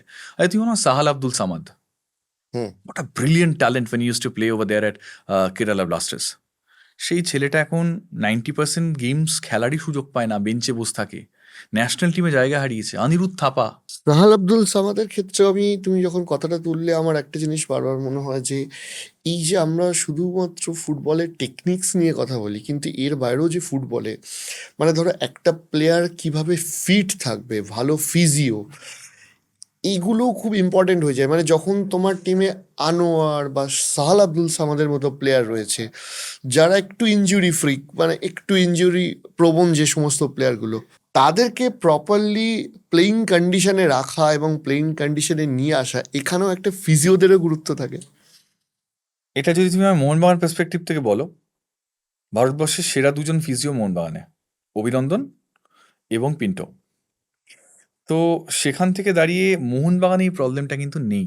আমি জানি, আমি অভিনন্দন আমার বন্ধু, আমি ওকে দীর্ঘদিন ধরে চিনি। অভিনন্দনের মতো ফিজিও ভারতবর্ষে is a rare thing. I mean, ও লখনৌ সুপার জায়ান্টেও কাজ করেছে। He is terrific. মোহনবাগানের আইকনিক সিজনগুলো যদি তুমি দেখো, 2014-15 season I league, Abhinandan was the physio. 2016 federation cup, Abhinandan was the physio. 2019-20 season Mohun Bagan champion, Abhinandan was the, না অভিনন্দন সে বছর ছিল না, বাট হায়দ্রাবাদ চ্যাম্পিয়ন হলো ISL, Abhinandan was the physio. ফিরে এলো মোহনবাগান, পরপর 3 বছর চ্যাম্পিয়ন হলো, অভিনন্দন ওয়াজ দ্য ফিজিও। সুতরাং ওটা সমস্যা নয়। আমার বক্তব্য হচ্ছে ওকে খেলানোর জন্য বলা হচ্ছে যে অপশন কোথায়, বিকজ ডিমি পেট্রোটাস ওই জায়গায় খেলতো। আমার কথা হচ্ছে রবসন বাঁদিকে খেলছে, আমি ধরে নিলাম যে ওর জায়গাটা নাম্বার 10, সেই জায়গা থেকে দাঁড়িয়ে ডিমি পেট্রোটাস ওই জায়গায় খেলছে, ও খেলতে পারবে না। আমার প্রশ্ন হচ্ছে অনিরুদ্ধ থাপা, দীপক টাংড়ি বসে আছে দিনের পর দিন, এরা যে কোনো আইএসএল টিমে first choice players, captain material, তাদেরকে আমরা রেগুলার প্লেইং টাইম দিতে পারছি না। আমরা স্বপ্ন দেখি যে বিশ্বকাপ খেলবো। প্রশ্ন হচ্ছে যারা তোমার টিমের ক্রিম প্লেয়ার্স, তারা যদি আলটিমেটলি ম্যাচের পর ম্যাচ বেঞ্চে বসে থাকে, শুধুমাত্র তাদের কনফিডেন্স লেভেলটাকে শ্যাটার করছে সেটা তা নয়, ন্যাশনাল টিম কোচের কাছেও অপশনগুলো খুব রেস্ট্রিক্টেড হয়ে যায়। যে আমার ফার্স্ট চয়েস আছে, যখন কনস্ট্যান্টাইন কোচ ছিল তখনও কিন্তু এই সমস্যাটা ছিল না। Indian football was on safe hands. কনস্ট্যান্টাইনকে ছেটে ফেলা, তারপর থেকে কিন্তু ভারতবর্ষের ফুটবলে এই নতুন ক্রাইসিস সিচুয়েশনটা তৈরি হওয়া। ইগর স্টিমাচ মাঝখানে এসেছিলেন, 1 বছর ভালো করেছিলেন, বাট তাছাড়া তুমি যদি দেখো এই যে হাহাকারটা, এটা কিন্তু একটা প্রসেস। আমি হঠাৎ করে 2000 ফেডারেশনের সম্পর্ক শেষের দিকে খুব একটা সুসম্পর্ক ছিল, হ্যাঁ, মানে ইভেন কনস্ট্যান্টাইনের ক্ষেত্রেও ব্যাপারটা তাই। কিন্তু আমি ওটাই বলছি যে আলটিমেটলি কনস্ট্যান্টাইনের ক্ষেত্রে আমার এখনো মনে আছে যে প্রণয়ের ওই ভুলটা না হলে ইন্ডিয়া এশিয়া কাপের সেকেন্ড রাউন্ডে কনফার্ম যেত। এবং সেই সময় ফুটবলে একটা প্লেয়ারকে এভাবে দোষারোপ করা ঠিক না, মানে আমি বলছি যে একটা ঘটনা। এবং আমি বলছি যে সে সময়টা তো যে চয়েসটা হতো ইন্ডিয়ান ফুটবলে, ও ইন্ডিয়ান মনস্তত্ত্বটা খুব ভালো বুঝতো। তারপরে যারা ফরেন কোচেস এসছেন, আমি with every due respect to Khalid ভাই বলছি, খালিদ ভাই খুব ভালো পারফর্ম করেছেন উইথ জামশেদপুর, হ্যাঁ, উইথ নর্থ ইস্ট ইউনাইটেড।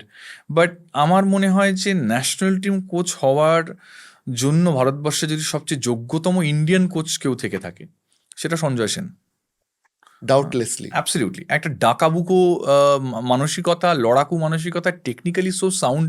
মানে তুমি যদি সঞ্জয় দাস সঙ্গে 15 মিনিট বসো, ফুটবল নিয়ে আলোচনা করো, তুমি মোটামুটি তোমার মনে হবে যে I am coming up with a lot of wisdom. সেটা ভারতবর্ষের আরেকটা মানুষ যে প্রমাণ করেছে অ্যাবসলিউটলি, চ্যাম্পিয়ন লাখটাও থাকা চাই একদম তাই। ফুটবলে। তো সেটা আমি সুভাষ ভৌমিক, সুব্রত ভট্টাচার্য জমানা পরবর্তী অধ্যায় যদি তুমি দেখো, ইন্ডিয়ান কোচেদের মধ্যে ও Renedy is a very good coach, হ্যাঁ, ওয়াদু ভাই, Merajuddin Wadoo is a very good coach, Floyd ভালো কোচ, ফ্লয়েড পিন্টো। তো overall coaches are there. Even আমি তোমাকে এটাও বলছি, Bibiano is a fantastic coach, যদিও জুনিয়র স্তরে কোচিং করায়, ইজ আ ফ্যান্টাস্টিক কোচ। আমার বক্তব্য হচ্ছে even Naushad Moosa, outstanding coach. Indian coaches who are with a modern mentality should come up with more preferred walks in the national team. Junior level আমি আবারও বলছি, top notch foreign coaches লাগবে, যারা Indian ফুটবলটাকে shape দিতে পারবে। বেসিকটা ঠিক করতে পারে। অ্যাবসলিউটলি, এটা যদি করা যায় ইন্ডিয়ান অদ্ভুত ফুটবল। ভাবে আমার এখনো ভাবি যে ইন্ডিয়ান ন্যাশনাল টিমে যখন কোচ হওয়ার কথা ছিল তখন জিকো আবেদন করেছিল, রাইট, আমাদের ফেডারেশন বলল বাজেট নেই। হ্যাঁ মানে মানে কি বলবো, না এটা যে লোকটা জাপানের ফুটবলটা চেঞ্জ করে দিল, হ্যাঁ, মানে এইটুকু বাজেট নেই। আমি তোমাকে তাহলে একটা ছোট্ট গল্প বলি। 2017 ওয়ার্ল্ড কাপ, তখন লুইস নট অনলি ম্যাটার্স ইন্ডিয়ান ন্যাশনাল টিমের কোচ। হুম। আমি দিল্লিতে ছিলাম, তো আমি নভিকা পাটিয়ার সঙ্গে প্র্যাকটিস দেখতে যেতাম। তো আমার এখনো মনে আছে, তখন আনোয়ার ন্যাশনাল টিমের player, under 17, Jeakson and all, they are playing. One young Indian player name Komal Thatal যাতা করতো ট্রেনিংয়ে, যাতা। মানে আমি নিজে লুইস নট অনলি ম্যাটার্সের সঙ্গে কথা বলেছিলাম। হি সেড দ্যাট যদি নিজেকে ধরে রাখতে পারে, he would be the next Neymar of Indian football. Is that good. Ball তার পায়ে বশ মানত, এতটাই ভালো ফুটবলার। টেরিফিক শুটিং ক্যাপাবিলিটিস, দারুণ প্লেয়ার। সেই ছেলেটা তারপর এটিকেতে সাইন করলো। নেক্সট 5 বছরে 3টে কি 4টে ম্যাচ খেলেছে। এখন চেন্নাই এফসিতে রিজার্ভ টিমেও চান্স পাচ্ছে না। কোয়ালিটি খারাপ নয়তো। একটা কথা, ফিফার one of the famous projects catch them young, তার মেইন রিজনটাই ছিল তাকে ইয়াং অবস্থায় স্কাউট করো, নারিশ দেম, প্রিপেয়ার হেম। তোমার বাইরে যেতে হবে না, তুমি তোমার দেশের ক্রিকেটকে দেখো। অ্যাবসলিউটলি। সূর্যবংশীকে কোথা থেকে তুলে আনছে। অত দূরে যেতে হবে না। আজকে তুমি ভাবো না, আজকে ফিল ফর্ডেন বা আমি ব্রেথওয়েট বলো, হ্যাঁ, তো এদের মতো ফুটবলারদেরকে, তাকাফুসা কুবোর মতো ফুটবলারকে জাপান আন্ডার 17 স্তর থেকে উঠে আসার পর যেভাবে যত্ন করেছে, যেভাবে প্লেইং টাইম দিয়েছে, আমরা দিতে পেরেছি। ওদের দিচ্ছে তো আমাদের ফুটবলের থেকে বেশি কম্পিটিশন নয়। হুম। ওরা পেরেছে, আমরা পারিনি, because it was their focus. Saint George's পার্কে আমার খুব ক্লোজ ফ্রেন্ড অ্যান্ডি কুপার, ওর সঙ্গে আমার রেগুলার কথা হয়। One of the fantastic youth development coaches England had ever produced. তো আমাকে অ্যান্ডি বলতো যে ওভারঅল ইংল্যান্ডের আন্ডার 14 লেভেল থেকে একেবারে সিনিয়র লেভেল অবধি প্রত্যেকটা টিম সেম ফর্মেশনে খেলে। Okay. It's their football ecosystem. প্রত্যেকটা প্লেয়ারকে আলাদাভাবে এফএ থেকে ইনস্ট্রাকশন দেওয়া থাকে ক্লাবগুলোকে যে you have to give this much of playing time to this players. আমাদের দেশে কোথায়? আজকে ইংল্যান্ড 2010 ওয়ার্ল্ড কাপ অবধিও যদি আমি দেখি, সেকেন্ড রাউন্ডে আউট হয়ে গেছিল জার্মানির কাছে হেরে। সেই ইংল্যান্ড তুমি 2015 থেকে তাদের সাকসেস স্টোরি দেখো, ইদার চ্যাম্পিয়ন, নাহলে সেমিফাইনালিস্ট, নাহলে রানার আপ, সব ধারাবাহিকভাবে। কেন? Because they have taken football seriously, এবং ওরা মনে করেছে যে আমাদের কিছু চেঞ্জ করতে হবে। ওভারঅল এই পার্সপেক্টিভটা যতক্ষণ না পর্যন্ত, আমরা তো এখনো জানি না যে ভারতবর্ষের ফুটবল কবে শুরু হবে এই সিজনে। প্লেয়ার তো অনেক পরে হবে আসবে। কিনা না, হবে ডেফিনেটলি। যেভাবে আইএসএলটা হলো এবছর, যাই হোক, সবাই চেষ্টা করছেন হয়তো, কিন্তু ওই পন্থাটা যতক্ষণ না পর্যন্ত পারফেক্টলি আমরা আয়ত্ত করতে পারছি, একটা সিস্টেম আসছে, একটা ইকোসিস্টেম আসছে, একটা স্ট্রাকচার আসছে, ততদিন পর্যন্ত ভারতবর্ষের ফুটবল ওই খুঁড়োর গড়ের মতো নেক্সট 10 ইয়ার্স 14 ইয়ার্স তারপরে বিশ্বকাপ খেলবো, এরকম একটা খোয়াবের মধ্যেই থেকে যাবে। ওই ভিশন 2050 এসেও ভিশন 75 বার করতে হবে তখন। একদম একদম। আমি এখনো বলছি তো, আমি আহ, একটা প্লেয়ার আছে, ইয়াং প্লেয়ার, তার নাম আফোভা সিং, এই মুহূর্তে ওডিশা এফসিতে রয়েছে ও। আমি যখন পাঞ্জাব এফসিতে ছিলাম ও ছিল। ছেলেটা India's one of the fastest footballers. 16 বছর বয়সে আই লিগ ডেবিউট করেছিল, 17 বছর বয়সে, under coach Curtis Fleming, Premier League legend, আমাদের কোচ ছিল। এবং কার্টিস অলওয়েজ একটা কথা বলতো, Afobe would be a star. সে আফোভা এখন লাস্ট 3টে সিজনে হয়তো মেরে কেটে 3টে ম্যাচ খেলেছে। That is a problem. আচ্ছা, তোমার তোমার গত বছরের ওয়ার্ল্ড কাপের যখন কমেন্ট্রি করেছো তখন একটা দারুণ জার্নির মধ্যে দিয়ে গেছে। ওয়েন রুনি, ফিগো, হ্যাঁ, ফিগো, আরো বড় বড় প্লেয়াররা এসছে। এদের সাথে ইন্ডিয়ান ফুটবল নিয়ে কথা হতো? ডেফিনেটলি। মানে সোল ক্যাম্বেলের সঙ্গে স্ট্যান্ডার্ড অফ ইন্ডিয়ান ফুটবল নিয়ে এদের বক্তব্যটা কি ছিল? দুজনের সাথে বিশেষভাবে আমার হয়েছিল। একটা হচ্ছে রবার্ট পিরেস, এবং একজন অবশ্যই মানে তোমার সোল ক্যাম্বেল। সোল ক্যাম্বেল খুব প্রাণখোলা একটা মানুষ। ও ইন্ডিয়ান ফুটবল নিয়ে খুব কৌতূহল ওর, যে 150 কোটির দেশ, সেই দেশটা কেন বিশ্বকাপ খেলে না একটাও। রবার্ট পিরেস নিজে আইএসএল খেলে গেছে এফসি গোয়ার হয়ে, ও কিছুটা জানে। ও সেই সময় ফুটবল নিয়ে যে উন্মাদনা দেখেছিল ওটা এখনো ওর মনে থেকে গেছে। তো ওর কাছে এটা প্রশ্ন যে ইন্ডিয়ান ফুটবলে এমন কি হলো যে এত বছর পরেও, 12 বছর পরেও ইন্ডিয়ান ফুটবল সেই যেখান থেকে সে দেখে গেছিল তার থেকে ডেফিনেটলি মানে ডেভেলপমেন্ট তো কিছুই হয়নি। বাট তারপরেও specially Robert Pires use to say যে ভারতবর্ষের ফুটবলে তখনও কোনো ট্যালেন্টের অভাব ছিল না। হি বিলিভস আজকেও নেই। আমি যেটা এইমাত্র বলছিলাম অ্যান্ডি কুপারের কথা, যখন আমি এই প্লেয়ারদের নাম বললাম আফোভা অ্যান্ড অল, তো অ্যান্ডি অলওয়েজ একটা কথা বলে, ভারতবর্ষের ফুটবলে অ্যাবান্ডেন্স অফ ট্যালেন্টস, প্রচুর প্রচুর প্রতিভা, কিন্তু সেই প্রতিভাগুলো কোথায় গিয়ে নিজেদেরকে, তুমি দেখো না আজকে যে প্লেয়ারগুলো এই স্ক্যালোনির আর্জেন্টিনাকে হারিয়ে আসছে 2-1 গোলে, সেই প্লেয়ারগুলো ওয়ার্ল্ড কাপ খেলছে, আর আমরা যারা হারছে তারা ওয়ার্ল্ড কাপ খেলছে, চ্যাম্পিয়ন হচ্ছে। তুমি ওই স্টেজটার পর থেকে ওই ট্রানজিশন ফেজেই তো সব হারিয়ে যাচ্ছে। এই আন্ডার 18, আন্ডার 20, মানে এটা লোকে জানে না, বিশ্বাস করো, যে স্ক্যালোনির আন্ডারে একটা আর্জেন্টিনা টিমকে, যে স্ক্যালোনি আর্জেন্টিনাকে ওয়ার্ল্ড কাপ দিয়েছে, তাকে ইন্ডিয়ান আন্ডার 20 2-1 গোলে হারিয়েছে, তাও বেশি দিন আগে না, হয়তো 5-7 বছর, 7-8 বছর আগে। অত দূরে যেতে হবে না, এই কিছুদিন আগে under 23 AFC Asia cup qualifier, সেই সময় ইন্ডিয়ান ন্যাশনাল টিমও খেলছিল, সিনিয়র টিম ওরাও খেলছিল নওশাদ মুসার প্রশিক্ষণে। এই সাহিল হরিজন বা এই মোহাম্মদ আইমেন, মোহাম্মদ সুহেইলের মতো ফুটবলাররা যে ফুটবলটা খেলেছিল, গোটা ভারতবর্ষের লোক বলেছিল যে এদেরকেই ফার্স্ট টিম খেলানো উচিত। এত ভালো ফুটবল, 4 গোল মারছে, 3 গোল মারছে, 25 গজ 30 গজ দূর থেকে গোলকিপারকে দাঁড় করিয়ে গোল করছে। অথচ এই প্লেয়ারগুলো যখন সিনিয়র লেভেলে ট্রান্সফর্মড হচ্ছে, ওয়্যার আর দে? এটা কেন হচ্ছে? অতিরিক্ত বিদেশি খেলানোর জন্য? না, আমার মনে হয় নাকি আমাদের টপ টায়ার লিগের টিমের সংখ্যা কম? না, এটাও নয়। আমার সংখ্যা আরও বাড়তে পারে, যেটা আমি শুনলাম যে লাস্ট মিটিংয়ে কেউ কেউ এটা নিয়ে বলেওছেন যে সংখ্যা বাড়ানো উচিত। ভারতবর্ষের ফুটবল লাস্ট 16 বছরে কটা টিম বন্ধ হয়েছে তুমি বলো? তার মেইন রিজনটা কিন্তু এটাই যে ভারতবর্ষের ফুটবলের বিনিয়োগ কম। আমরা ফুটবলটাকে বাণিজ্যিকীকরণ করতে পারিনি। যারা পয়সা দিত, FSDL এত পয়সা দিয়েছে ভারতবর্ষের ফুটবলে, 70 কোটি টাকা করে দিত, তাদেরকে আমরা হারিয়ে ফেললাম। এখন 5 কোটি টাকার স্পন্সর পাওয়া যাচ্ছে না বছরে, মানে কমার্শিয়াল পার্টনার। তো আলটিমেটলি আমরা ওদেরকে পেয়েছিলাম।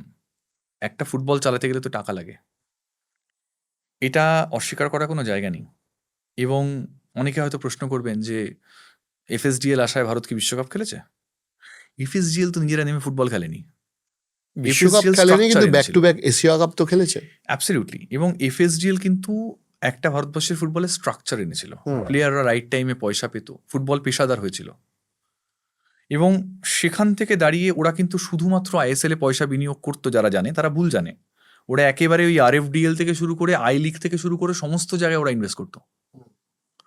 রিলায়েন্স ফাউন্ডেশন ইউথ স্পোর্টস গমগমে হতো। আমি নিজে কমেন্ট্রি করেছি, স্কুল কলেজ লেভেলের ফুটবলে 78,000, 90,000, 1 লাখ আইবলস লাইভ খেলা দেখছে। ফলে ওরা ফুটবলটাকে ছড়াচ্ছিল। এটা নিয়ে কোনো ডাউট নেই, ওরা মাঠে নেমে ফুটবল খেলবে না। আলটিমেটলি ওভারঅল যে পার্সপেক্টিভটা, সেটা তো ভারতবর্ষের ফুটবলারদেরকেই করতে হবে। ওটা এরকম নয় যে ওদের জায়গায় রামশ্যাম যদুমতি কেউ এলো আর ভারতবর্ষ বিশ্বকাপ খেলা শুরু করবে, ব্যাপারটা সেরকম নয়। Overall guidance was missing actually big time. এবং একটা কথা আমার অস্বীকার করার কোনো জায়গা নেই, যে দেখো বিশ্বকাপ ফুটবলে তুমি যেমাত্র যে প্রশ্নটা করলে, ওয়েন রুনি অতটা ভাবিত নয় ভারতবর্ষের ফুটবলে কি হচ্ছে আর না হচ্ছে। হ্যাঁ, ও প্রচণ্ড রকমভাবে ওর ইংল্যান্ড প্রেমী এবং ওর জাতীয়তাবাদ ওরকমই ব্যাপার। লুইস ফিগো মানে প্রচণ্ড রকমেরই রিজার্ভড একজন ক্যারেক্টার, খুব বেশি কথা বলেন না। আমি এক এক করে আসবো। হ্যাঁ, তো বাট তুমি যদি ইন্ডিয়ান ফুটবল পার্সপেক্টিভে প্রশ্ন করো, তাহলে ডেফিনেটলি ইন্টারেস্ট সবচেয়ে বেশি ছিল লাস্ট ওয়ার্ল্ড কাপ। ইগর স্টিমাস আমাদের সঙ্গে কমেন্ট্রি টিমে ছিল, বাট সবচেয়ে বেশি মানে ইন্টারেস্ট ছিল হচ্ছে সোল ক্যাম্পবেল এবং রবার্ট পিরেসের, এটা নিয়ে কোনো ডাউট নেই। ওয়েন রুনির সাথে তোমার এক্সপিরিয়েন্সটা একটু এক্সক্লুসিভলি জানতে চাইবো। যারা আমাকে চেনেন অনেকেই জানেন হয়তো, আমি আর্ডেন্ট ম্যানচেস্টার ইউনাইটেড ফ্যান। ইউনাইটেডের all time greatest goal scorer.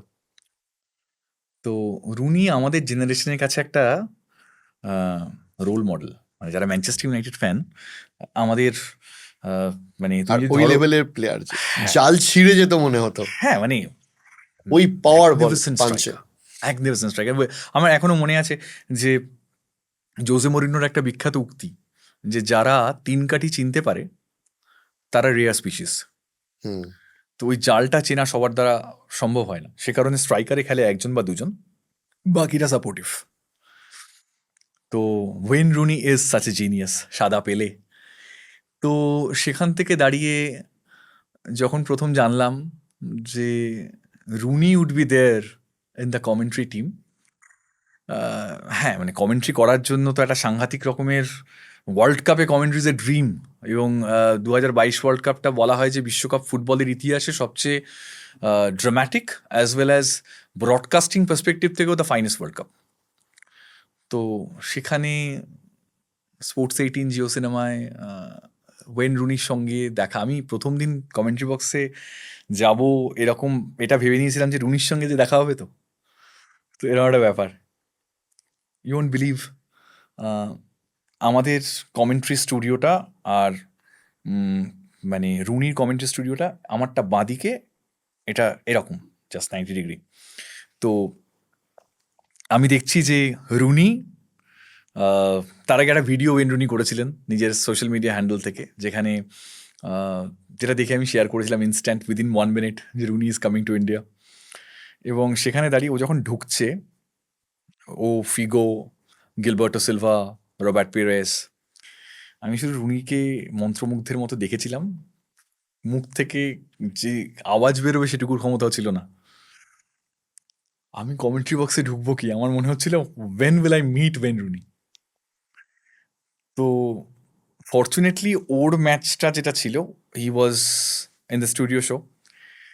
আমার কমেন্ট্রি করে এসেই হাফ টাইম ছিল, রুনি পসিবলি কফি খেতে উঠেছিল, বেরিয়েছিল। এবার আমিও বেরিয়েছি, এবং মানে এমনিতেই মানে রুনি খুব কম সময় ফ্লোরে থাকতেন, রেস্টরুমে চলে যেতেন উপরে। রুনি জাস্ট বেরিয়েছেন, অ্যান্ড আই ওয়াজ লাইক, আমি ছিটকে চলে গেছিলাম ওর কাছে, এবং গিয়ে কেউ নেই ফ্লোরে, কারণ সবাই তো ম্যাচে ইনভলভড। ও বেরিয়েছে, আমি বেরিয়েছি, ফাঁকা ফ্লোর। এবং রুনির সুভেনিয়ার মানে অটোগ্রাফ, জার্সি অটোগ্রাফ সাইন করার জন্য আমি খান 52খানা জার্সি আমি কিনেছিলাম, লোকজনকে গিফট করবো যদি সাইন করাতে পারি। কি সাংঘাতিক আমার সাহস, মানে আদৌ একটা করাতে পারবো কিনা তখন জানি না। তো আমি রুনির কাছে যাই এবং গিয়ে আমি বলি যে, despite the fact that I'm an Indian, my second favorite team after India in world football is England. And you won't believe, I was one of the founder members, বা সেই সময়ের ফাউন্ডার, মানে যখন Kolkata Manchester United supporters club তৈরি হয়েছিল, সেই সময়ের one of the members, active members. আমরা বাবা ওয়ালসন বলে একটা জায়গায় স্ক্রিনিং করতাম। তো সেই সময়ের থেকে মানে রাদার যে মানে তারও আগে আমি বলছি মানে Wayne Rooney use to be মানে প্রথম যখন এভারটন থেকে আমাদের ক্লাবে আসা সেই আমি পুরো ব্যাপারটা I explained him and I said like you have been my role model can I get a picture with you? আশেপাশে কেউ নেই, ওর শালা ওকে ম্যানেজ করে। আচ্ছা। ও ওই সময় ছিল না, ও পেলেই ওকে গার্ড করে করে নিয়ে চলে যায়। আমি বলছিলাম can I take a picture with you? He said yeah sure please come we are Red Devils. তো আই ক্লিক দ্য পিকচার আমি দুবার ছবিটা নিয়েছিলাম, আমার হাত কেঁপেছিল। তো ফার্স্ট ছবিটা নেওয়া এবং আমি বলেছিলাম যে would you mind if I bring a few jerseys the next day and if you sign it for me? He said if I get time sure why not, always might. তা বললাম ঠিক আছে। এবং তার পরের দিনকে আমি এক ঝাঁক জার্সি নিয়ে গেছিলাম। ও আমাকে খানবিশেক জার্সিতে সাইন করে দিয়েছিল। অনেকেই জানেন মানে সুরজিৎ দা থেকে শুরু করে আমাদের কোষে কষার যিনি ওনার চিরাগ আমার বন্ধু, এরকম অনেককে আমি ঠিক করে রেখেছিলাম এদেরকে দেবো এবং তাদেরকে আমি দিয়েওছি জার্সিটা। তো এরকম প্রচুর লোক আমার পূর্বতন কিছু বন্ধু তাদেরকে আমি জার্সি দিয়েছিলাম যারা ম্যানচেস্টার ইউনাইটেড ফ্যান। তো এটা সেকেন্ড দিন হয় এবং সেদিনকে আমি ওর সাথে যখন জার্সি সাইন করছিল I had the opportunity to speak to him for 5 to 6 minutes. You won't believe people talk about Wayne Rooney as a player. As a football pundit, he should have been a phenomenal coach. His footballing vision, philosophy, ও যেভাবে কথা বলে, the way he interprets a game, হুম। তুমি 5 minute থাকলে মনে হবে কি এই লোকটার সাথে মনে হয় 24 ঘন্টা পর পর সামনে বসে থাকা যায়। It's just like that. তো আমি সেই সুযোগটা পেয়েছিলাম এবং সুযোগ পাওয়ার পরে আমাদের পুরো কমেন্ট্রি টিমকেই বলা হয়েছিল বা ক্রিউকে সবাইকে বলা হয়েছিল এই 4 জন যে আছেন সুপারস্টার্স এদের সাথে একটা গ্রুপ ছবির ব্যবস্থা করা হবে, এছাড়া ছবি হবে না।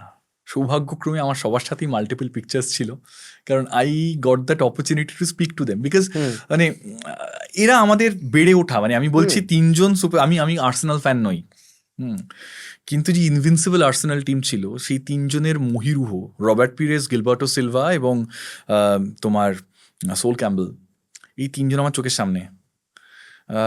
আমি আর্সেনাল জার্সিতে ওদের 3 জনের অটোগ্রাফ করিয়েছিলাম। আমার এক দাদা আছে নীলাদ্রি, তো দাদাকে একটা গিফট করেছিলাম আর একটা আমার কাছে রাখা এখনো। তো এগুলো সারা জীবনের মানে ওয়ার্ল্ড কাপে কমেন্ট্রি করা ছাড়াও এগুলো সারা জীবনের বলতে পারো যে এগুলো আমার bank balance, more than bank balance. এবং শুধু এই না মানে আর ফিগোর সাথে ফিগো ইংরেজি বোঝে? হ্যাঁ বোঝে, ইংরেজিতে যথেষ্ট সাবলীল, কিন্তু ফিগো মারাত্মক রকমের রিজার্ভড, খুব কম কথা বলেন। এবং সত্যি কথা বলতে কি ফিগো এমন একজন ক্যারেক্টার যিনি ধরো ক্যামেরার সামনে একরকম, ক্যামেরার পিছনে he is a completely different man. Like ও যখন কোনো জিনিস অ্যানালিসিস করে ও ডিটেল অ্যানালিসিস করে, তখন তুমি বুঝবেই না ও এতটা মিতভাষী, এতটা মুখচোড়া, ব্যাপারটা সেরকম নয়। কিন্তু যখন ওইটা শেষ হবে is a completely different man. ও তখন একটা অন্য জোনে চলে যায়, খুব কথা কম বলে, একটা আমি লুইস ফিগো মার্ক অ্যাটিটিউড আছে যেটা ওয়েন রুনি বা অন্যদের মধ্যে নেই। হ্যাঁ, আমি লুইস ফিগো এই অ্যাটিটিউডটা ওর মধ্যে বরাবরই ছিল। মানে আমার এখনো মনে আছে, আমি নাম করছি না, আমারই একজন কো কমেন্টেটর অন্য ল্যাঙ্গুয়েজের, তিনি ফিগোর সঙ্গে ছবি তুলতে গেছিলেন। তো ফিগো বলেছিলেন যে আই এম নট 24/7 অ্যাভেলেবল বলে গড়গড় করে হেঁটে চলে গেছিলেন, পাত্তাও দেননি।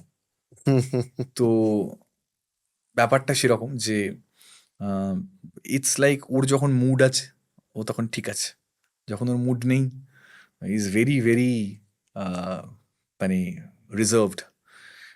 তো এটা লুইস ফিগো। ম্যানচেস্টার ইউনাইটেড নিয়ে যখন কথা হচ্ছে, রুনির সাথে যখন কথা হচ্ছে, ক্রিশ্চিয়ানো রোনাল্ডোকে নিয়ে কথা হয়নি? ক্রিশ্চিয়ানো রোনাল্ডোকে পছন্দ করে না উনি, একদম করে না। হ্যাঁ মানে আমি যখন বলেছি যে মানে এরকম ক্রিশ্চিয়ানো রোনাল্ডোর হাতে ওয়ার্ল্ড কাপ দেখতে চাই, এই দেখতে চাই, ওই দেখতে চাই, হ্যাঁ, ওর বক্তব্য ছিল যে hey come on man, Messi is way better than him. তো এবং শুধু তাই না, মানে যখন পর্তুগালের খেলা হয় ও ডেডিকেটেডলি মানে মানে রুনিও মনে করে Messi is better then Cristiano. মনে করে কিনা জানি না, কিন্তু প্রশ্নটা হচ্ছে এটা হচ্ছে রোনাল্ডোকে পছন্দ করে না। আচ্ছা। এটা একদম ডেড অ্যান্ড বেরিড এতদিন খেলার পরেও। হুম। মানে এই একটা ব্যাপার আছে যে ও রোনাল্ডোকে একেবারেই পছন্দ করে না। এবং মানে তুমি কথাবার্তা ওর সঙ্গে যদি 2 মিনিট কথা বলো, তুমি বুঝতে পারবে যে ও খুব পছন্দ করছে না তুমি রোনাল্ডো নিয়ে প্রশ্ন করছো। আচ্ছা আচ্ছা আচ্ছা। বাট হ্যাঁ, ইট ওয়াজ লাভলি এক্সপিরিয়েন্স। আমার জন্য তো বেসিক্যালি এটা একটা মানে অল টাইম মেমোরি হয়ে থাকবে রোনাল্ডোর মানে রুনির সঙ্গে অনেকটা সময় কাটানো। মানে যেহেতু আমরা সেম ইয়ে থাকতাম, আমরা রেগুলার হয়তো ইন্টারভেলসে প্রচুর সময় কথা বলতাম না, use to be small chit chats, কিন্তু অ্যামেজিং ক্যারেক্টার। যাক, ফুটবলের অনেক গল্প হলো। একদম। আমি যদি তোমায় জিজ্ঞেস করি যে লাস্ট কোশ্চেন, যে কোন কোন জুনিয়র প্লেয়ারদের এবারে সম্ভাবনা বেশি? দেখো, এবারে বিশ্বকাপটা তো একটা অনেকটা বড় ওয়ার্ল্ড কাপ। তো সেক্ষেত্রে দাঁড়িয়ে people will be often talk about ধরো the likes of Lamine Yamal, অবশ্যই কথা বলবে। আর্লিং হাল্যান্ডের কথা বলবে, পাউ কুবার্সির কথা বলবে। বাট কয়েকটা প্লেয়ার আমি বলছি, if you just watch out for them, they can change things. একটা তো অবশ্যই অ্যান্টনি গর্ডন ফর ইংল্যান্ড। একটা অবশ্যই আমি বলবো যে অ্যান্টোনিও নিউসা। মানে আমরা often talk about Erling Haaland and Martin Odegaard. এবছর আরবি লিপজিগের হয়ে যে ফুটবলটা খেলেছে অ্যান্টনি নিউসা, উইঙ্গার, লাইটনিং স্পিড, যা ক্রস রাখে, তার যদি 50%ও কনভার্ট করতে পারে আর্লিং হাল্যান্ড, তাহলে এবছর নরওয়ের খুব ভালো সম্ভাবনা। মেক্সিকোর জার্সি গায়ে গিলবার্টো বলে একটা প্লেয়ার খেলবে, 17 বছর বয়স। He is the youngest player in this FIFA world cup, এবং ওর কোনো প্রফেশনাল কন্ট্রাক্ট নেই, এটা ফ্যাক্ট। বাট ওর capability as a player can outsmart a lot of big names actually. Zaire Emery এবছর পিএসজির হয়ে আউটস্ট্যান্ডিং ফুটবল খেলেছে। তো সব মিলিয়ে তুমি যদি এই কজনের পার্সপেক্টিভ আমি বলি, অনেকের কাছে এবারে বিশ্বকাপটা নতুন বিশ্বকাপ। অনেক অনেক অনেক ধন্যবাদ এতটা সময় দেওয়ার জন্য। ডেফিনেটলি আফটার ওয়ার্ল্ড কাপ তোমার সাথে আরো একবার বসবো, কেমন গেল সেটার জন্য। যাই হোক, আমরা আজকে ওয়ার্ল্ড কাপের প্রথম দিন এটা শ্যুট করছি, মধ্যেই এপিসোডটা আমাদের রিলিজ হয়ে যাবে। তারপর ওয়ার্ল্ড কাপটা নিয়ে তোমার সাথে আড্ডা হবে, স্পোর্টস নিয়ে আরো আড্ডা হতে থাকবে। মাঝে মাঝে তোমাকে আমরা পডকাস্টে নিয়েই আসবো। একদম, থ্যাংক ইউ সো মানে মাচ। মাঝে মাঝে জ্বালাবো, এটা বলে রাখলাম। It's wonderful talking to you. আমার মানে podcast with Arijit Chakraborty has been a brand now, এবং আমি তোমার পডকাস্ট রেগুলার ইন্টারভেলসে ফলো করি, এবং মানে যে খোলামেলা আড্ডার মেজাজে পডকাস্ট হয়, that should be a discipline in the entire industry. আমার খুব ভাল লাগলো এসে। তো thank you so much once again for having me. আর ফুটবল নিয়ে আলোচনা ঘন্টার পর ঘন্টা, আমার মনে হয় না একটা এপিসোডে শেষ হওয়া সম্ভব, একটা দিনে শেষ হওয়া সম্ভব। একদম। So thank you. Thank you, cheers.